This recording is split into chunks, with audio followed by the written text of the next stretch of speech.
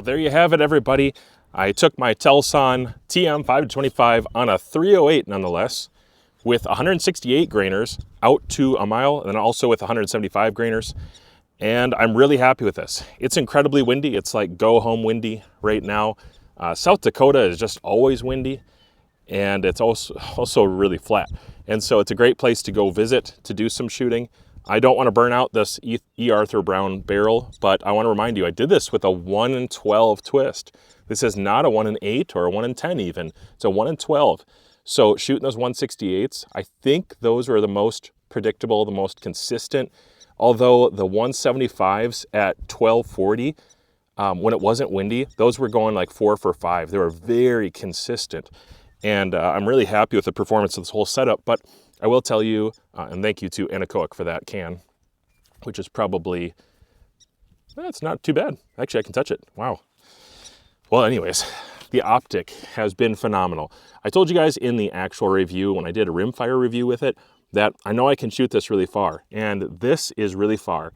The last couple days have been pretty decent conditions. Today has been the hardest conditions so far because of just optically, the fires in Canada have made it really, really cloudy. It's like insanely cloudy out. So much so that my spotter footage is difficult to operate with.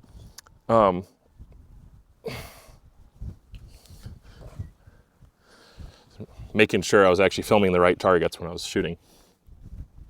Yeah, it's made it difficult to see everything, but I have enough resolution out of this scope, and I have enough internal elevation and enough reticle to get me out to a mile. So one of the main things that I need in an optic is, even if I'm not going to shoot it really far all the time, I need enough internal elevation to do it when I ask of it. So there's two ways you can do that. You could try to do all reticle, which is kind of a fool's errand at the end of the day because of limitations with holdovers and obstructing your field of view, obstructing targets, and just not being able to see what's down there. So if you get too complicated of stadia and holdovers, it's just really, it's tough. It's really tough at these distances. And then you're backing off magnification so incredibly low that you need a spotter team. And I've done that too, but I'd prefer to be able to self-spot. And today I was able to self-spot. Yesterday I could spot for myself as well. One thing that I did need on this 308, because I am shooting it relatively far, is this Anarchyoutdoors it's a Savage 110 rail. It's a 30 MOA rail with a bubble level in the back or in the base. And because of the Anarchyoutdoors bubble level and scope base with a 30 MOA, that allowed me to get 21 mils out of just the turrets. I probably could have gone to 40 MOA, but 30 MOA is enough to keep this really comfortable for me all the time. I'm still optically centered at most of the distance as I shoot. I'm zeroed at 100 yards, and I can still get a really good image that's not milky. Out to really the extent that I went, up to 21, image was still really good. And then I started holding over quite a bit.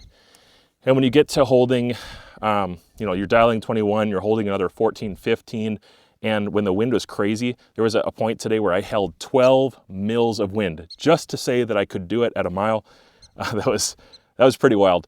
12 mils of wind. There's these little holes in the reticle, and I talked to a friend of mine who had something to do with that, and he was explaining, what the value of those are, and I wasn't exactly sure with rimfire how that would play out. I can't believe it. I actually used them today in two ways, both in holdover for extreme holdover, and then also in windage, and I've never done windage like that in my life. Usually if I get past like 7 or 8 mils for holding, it's so weird. It's awkward to look sideways like that for your eye. It's just not super comfortable. And so although I had it there and I could reference and see where it was landing, and I did it for a few shots just for fun, during those really harsh gusts, I started dialing, and then I started shooting in the lulls when I could. So trying to be practical, not trying to waste ammo, but for fun, I was able to see at 1780 some impacts with the Telson TM 5-25. Optically, this is a great scope. I'm really happy with it. Reticles matter a lot, and this one has a good reticle. Thank you to Telson for sending this out to the channel. I plan to do a lot more content with it in the future, but what I need to do next is more with the Toxin 3-18. I haven't done as much with that because I just got the new one in, and Mill and I'm excited to run that one out. If I had it, I would mount it on this rifle and shoot that right now as well, because it's a really great reticle and optic. But I think that one I'm going to do probably 1,000 yards and in my next review.